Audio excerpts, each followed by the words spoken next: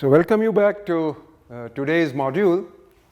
So what we were doing last time was we were discussing about asymptotically efficient estimators. Asymptotically in the sense that as the sample size goes to infinity. Or in other words, in the scenario where we have essentially all the information about the population. Sample size goes to infinity, that means all the information about the population is available through the sample. Now, if that is the case, I would expect that my estimator is very close to g theta in some stochastic sense. And that led to the concept of consistent estimators. And I say that a sequence of estimators delta n, where the subscript n is the sample size, is consistent for the estimate g theta, provided delta n converges in probability to g theta. Right? So that means delta n is very close to g theta in certain stochastic sense. Then we studied various properties of consistent estimators. Then we realized that whether it is a consistent estimator or any reasonable estimator, if I consider its risk r delta n theta, which is, let us say, expected value of norm of delta n x minus g theta whole square, this would go to 0 as n goes to infinity.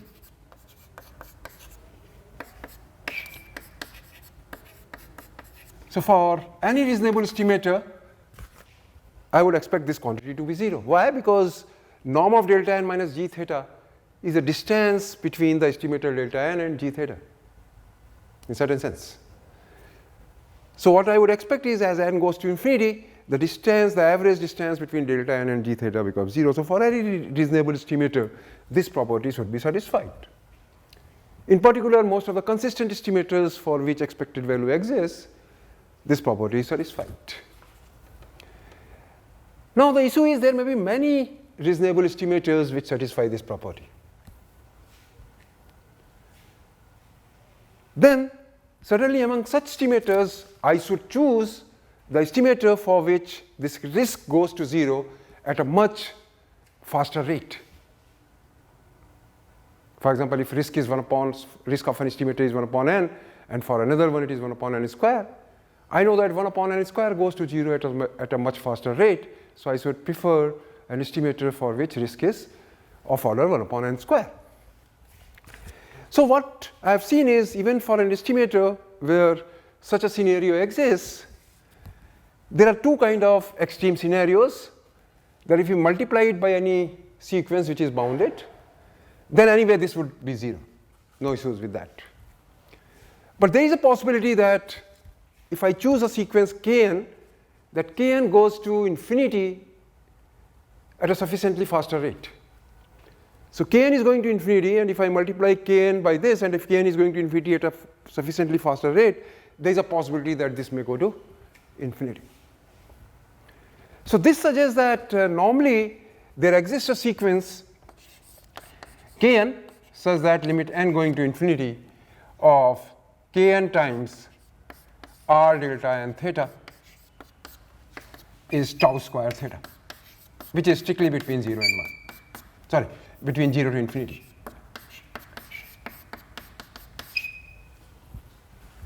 Now, if such a thing happens so normally there exists a sequence, so this would be for some sequence kn going to infinity. So normally you'll be able to find such a sequence. Now, if such a thing happens, I say that delta n risk goes to 0 at rate 1 by kn. So certainly I should prefer estimators for which rate is higher. So that led us to the definition of our local relative efficiency. So what it says is, first I fix the rate at which the two estimators should go to, the risk of two estimators should go to 0. So that rate is n to power alpha. Then I look at what should be the sample sizes required by the two estimators to get the rate n to power alpha. So what I assume is, suppose limit n going to infinity n to power alpha r delta n 1 theta is same as, so its rate is n to power alpha, provided this quantity is between 0 to infinity. Suppose this is same as limit n going to infinity. For delta n2 also, I don't want to change the rate. I want to retain the same rate, n to power alpha. I have a choice to play around with the sample size over here. So that means the sample size here could be delta n prime.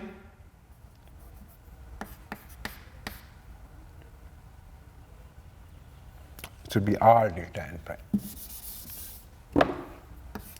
R delta n prime theta.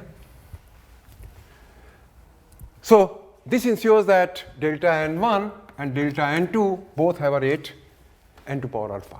This requires sample size n. This requires sample size n prime to reach the same limiting risk tau square theta. Then limiting risk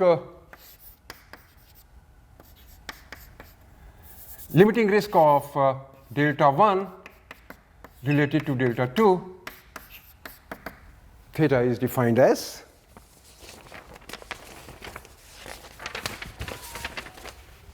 this requires n prime size, this requires n. So I know that delta 1 would be more efficient if n prime is larger. So that means this would be same as limit n going to infinity n prime by n. Now here n prime is a function of n. So that is how the limiting risk efficiency is defined, LRE. So LRE of an estimator relative to another estimator. Okay, so to see this, let us consider one trivial example. Suppose x1, x2, xn are IID normal theta 1.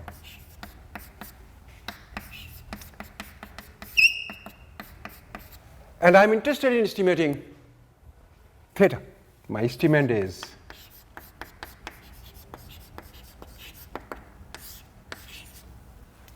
let us take the usual estimator, which is a sample mean based on all the observations.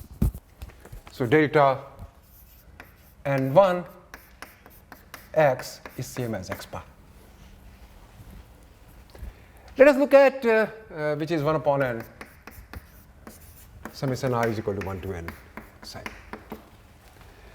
Let us consider another estimator which doesn't uses the whole sample. It uses only half of the sample and takes the sample size, the sample mean of half of the observations.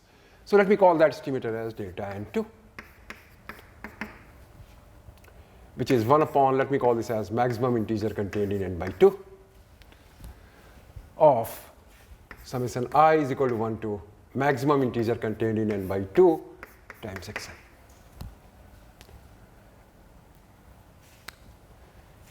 So I have to find LRE of delta n1 related to delta n2. So suddenly your intuition suggests that delta 1 should be more efficient than delta 2, because that uses all the information which is available to you. It only uses half of the information which is available to you, that is half of the sample. So to see that through how that gets reflected in the LRE, note that r delta n1 theta is how much? Expected value of x bar minus estimate whole square, which is 1 by n. So delta n1 has a rate 1 by n. I have to ensure that this also has a rate 1 by n. But for that, let us look at r delta n2 theta is how much? Of course, it would be 1 upon maximum integer contained in n by 2. I have fixed the rate same. So this has a rate n, so I fix rate n for that also. So n times r delta n 1 theta. I know that this is 1. I have to look at what should be the sample size over here, so that if my rate remains the same, which is n, then I should get in limit r delta n to theta as 1. So that is clear. I should take my delta n to be based on sample of size 2n, because then it becomes 1 and 1. So this is delta 2n, sorry, r of delta 2n 1 theta. Because then if I look at, then it becomes, both of them become 1. Because when I take 2n, 2 gets cancelled, you get 1, and this n gets cancelled with this becomes 1. If I take anything else other than 2n over here, and I multiply the corresponding thing over here, I will not get this as 1. So I have to take a sample size, because this rate is non-negotiable, because this had a rate n, so I had to make sure that this also has a rate n. Now once I try to do that and try to make this limit as 1, which is the limit of this quantity, then I have to take a sample size of 2n over here, so that I get a 1 upon n factor over here. So what is the relative risk efficiency of delta 1 relative to delta 2 theta? N prime here is 2n.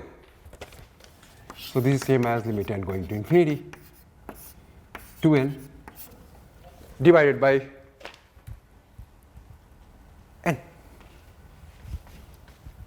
n, which is same as 2. So it says limiting risk efficiency of delta 1 relative to delta 2 is 2, or in other words, delta 1 is twice as efficient as delta 2, or equivalently, delta 1 requires half the sample size than delta 2 to achieve the same risk, to achieve the same order of the risk. Okay. So now you must have realized here, every time I have to choose what should be the appropriate sample size over here, so that these two limiting risks are the same quantity. Now let's consider a situation where I have limit n going to infinity this, limit n going to infinity as some fixed quantity. So I don't make over here, the order is same, a fixed quantity tau square. These may be different. This may be tau 1 square for this, tau 2 square for this, but rate is same. Sample size is also same. If that is the case, what should be the LRE? So that is in the form of a next theorem, which is useful in certain situations. But before that, let me just add a word of caution.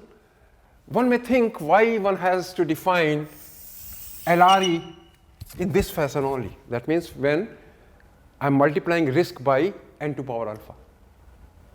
Note that if I'm not multiplying by n to power alpha, if I'm using some other factor which is going to infinity, then LRE may not be meaningful. For example, if I multiply it by log n, and I define LRE in this way, then things may not be meaningful. So let me write down that as a small remark. It says that normalizing factor in the definition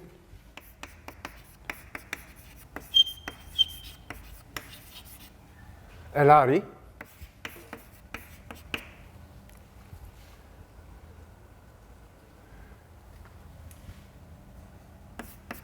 the normalization factor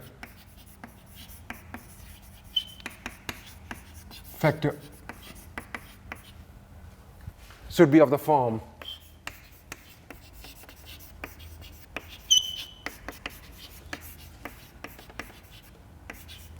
n to power alpha, and that is how we have defined LRE. Because one may argue that why n to power alpha? I can choose any sequence going to infinity.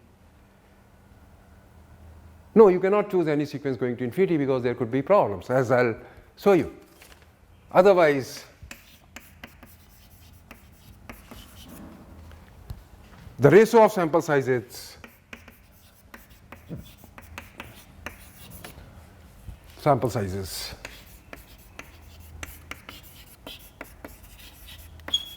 should not be used.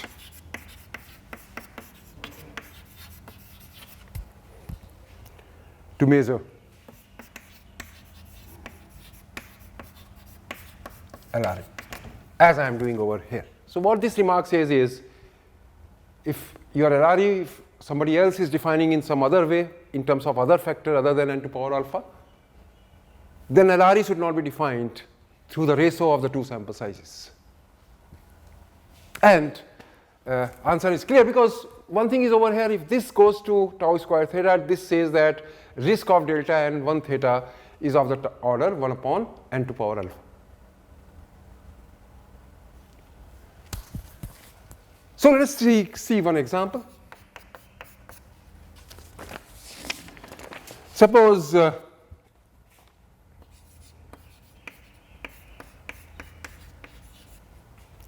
limit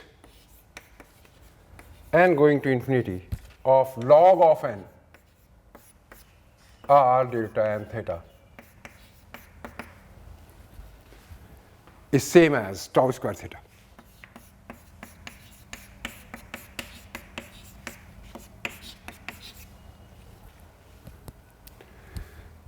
Then what can I say about limit n going to infinity?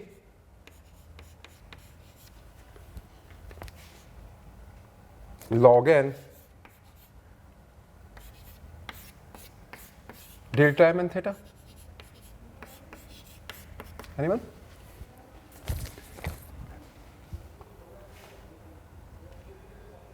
Because if this is happening, then this multiplied by log mn would go to tau square theta. So that means now I have to see this limit would be same as limit of log of n upon log of mn tau square theta. Log of nm upon log of mn is same as log of n upon log of m plus log of n, which goes to 1. So this limit would also be same as tau square theta. And if I define the LRE in terms of this ratio mn upon n, there could be a problem. Mn by n would give the ratio as m, and the ratio limit n going to infinity mn by m n is same as m. So what you are saying is, you can have varying m and you can have a varying LREs of delta 1 related to delta 2. But that's very funny, because you'd like have to LRE to be a fixed quantity. You cannot, it cannot be an arbitrary number m, which is at your choice or somebody else's choice. So it is important that when we define the LRE, the normalization factor which we use is of the type n to power alpha. And then we use the ratio of sample sizes to define LRE. Okay, now I want to do a result where I know that limit n going to infinity n to power alpha delta n 1 theta is tau 1 square theta. Limit n going to infinity n to power alpha r delta n 2 theta is also some tau 2 square theta. So that means both have the same rate of convergence. Then which one should we prefer? Of course, first one would be preferred if tau 1 square is less than tau 2 square. So it so turns out that LRE exactly does the same thing. The concept of LRE which we introduced exactly does the same thing. So let me use this theorem. Suppose for some alpha greater than 0, limit n going to infinity n to power alpha r delta n 1 theta is same as limit n going to infinity of r delta, no, so there may be both, so r delta n I theta, let me call that as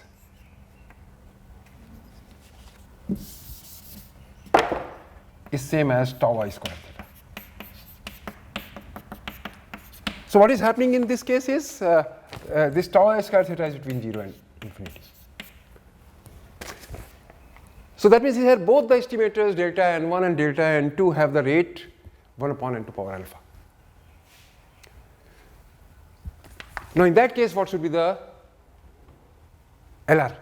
So it says in that case LRE of delta 1 relative to delta 2 theta. So the delta 1 would be more efficient if variance of T1 is smaller. So this would be same as tau 2 square upon tau 1 square. So inversely proportional to the efficiency would be inversely proportional to the variance. So 1 by alpha or risk. This is what it is. This is the result. Before the proof is not difficult. But before I go to the proof, let us try to see what does this hypothesis is saying. Let us try to see what this hypothesis is saying. First of all, one consequence of this hypothesis is that limit n going to infinity delta I n theta is 0. Why? Because limit n going to infinity delta n I theta would be nothing but n to power alpha divided by n to power alpha limit. This is going to tau 1 square theta, and 1 upon n to power alpha goes to 0. So this goes to 0. So that means this one consequence of this is that limit n going to infinity delta I n I theta is same as 0. So limiting risk is 0. Not only that, its order is of the type 1 upon n to power alpha. Now if limiting risk is 0, then you know that the estimator is consistent.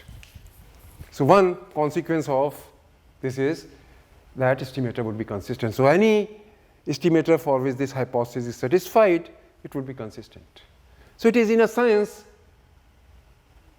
comparing two different consistent estimators having the same rate of convergence n to power alpha. So let us try to see what is the proof. If you recall, LRE is defined.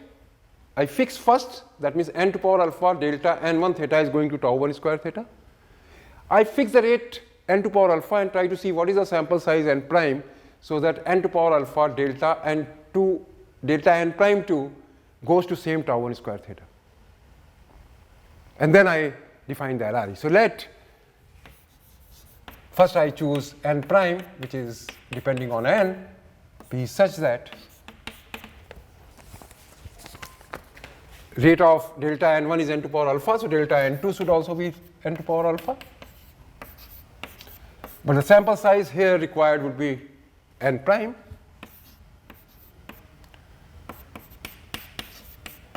Is same as tau 1 square theta.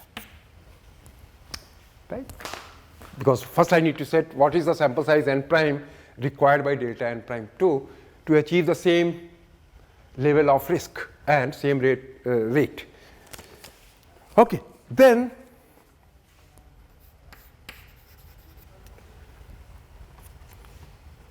tau 1 square theta, which is same as limit n going to infinity n to power alpha r delta n prime 2 theta.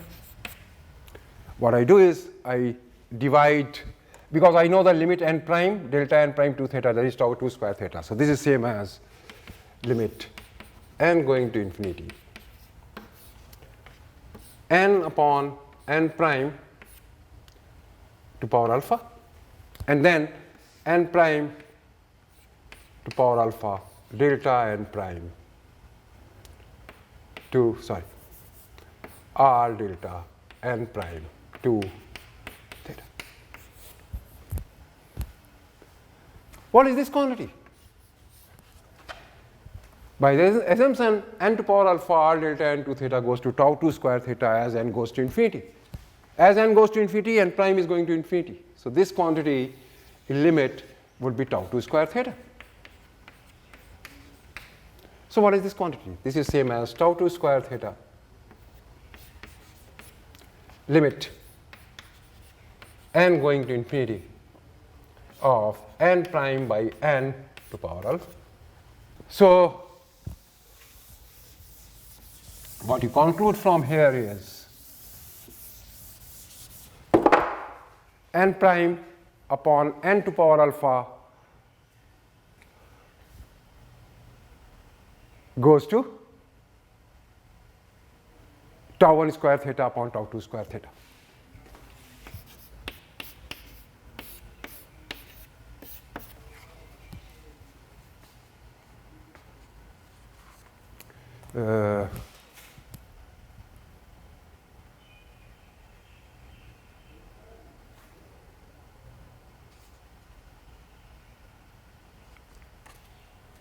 Let me just, sorry, n prime to power alpha delta n prime to power alpha goes to tau 2 square theta.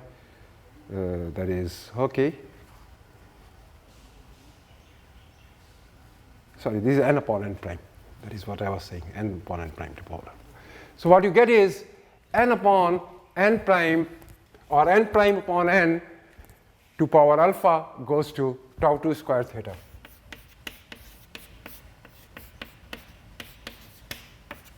Or in other words, n prime upon n goes to tau 2 square theta upon tau 1 square theta to power 1 by alpha.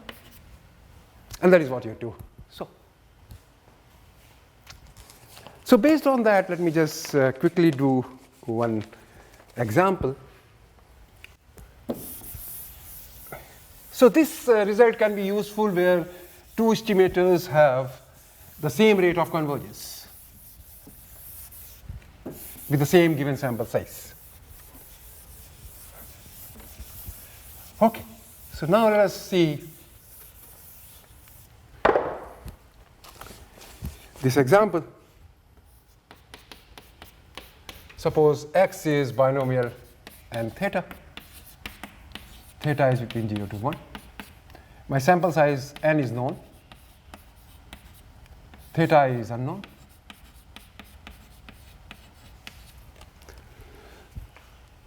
My estimate g theta is theta. So what is the UMV? UMV is delta n1, which is x by n. What is the R delta n1 theta? It is expected value of x by n minus theta whole square. X by n is unbiased, so it is same as variance of x by n, which is nothing but variance of x upon n square, which is theta into 1 minus theta by n. So what I know is the rate of convergence of this risk going to 0 is n. So n times R delta n1 theta is nothing but theta into 1 minus theta. Now let us consider the minimax estimator in this case, delta n2, which is x plus root n by 2 divided by n plus root n. This is the minimax estimator, which we derived while doing the Bayes estimation. Now we also derived its risk. Let me not again redo all the calculations. Let me write down the expressions directly, and you can just see your notes. We found out its risk is 1 upon 4 times root n plus 1 whole square. Note that root n plus 1 whole square is order of 1 by n. So in this case also, limit n going to infinity, n times R delta n2 theta. So n goes over here. So this goes to 1 and you are left with 1 by 4. So here n times R delta n2 theta goes to 1 by 4, n times R delta n1 by theta goes to theta into 1 minus theta. So same sample sizes here, same sample sizes in delta n, same rate of convergence n, same rate of convergence n over there. So by last theorem, limiting risk efficiency of delta 1 related to delta 2 is nothing but limit. So basically the ratios of the two, and that is nothing but, yeah, How much? 1/4 theta into 1 minus theta.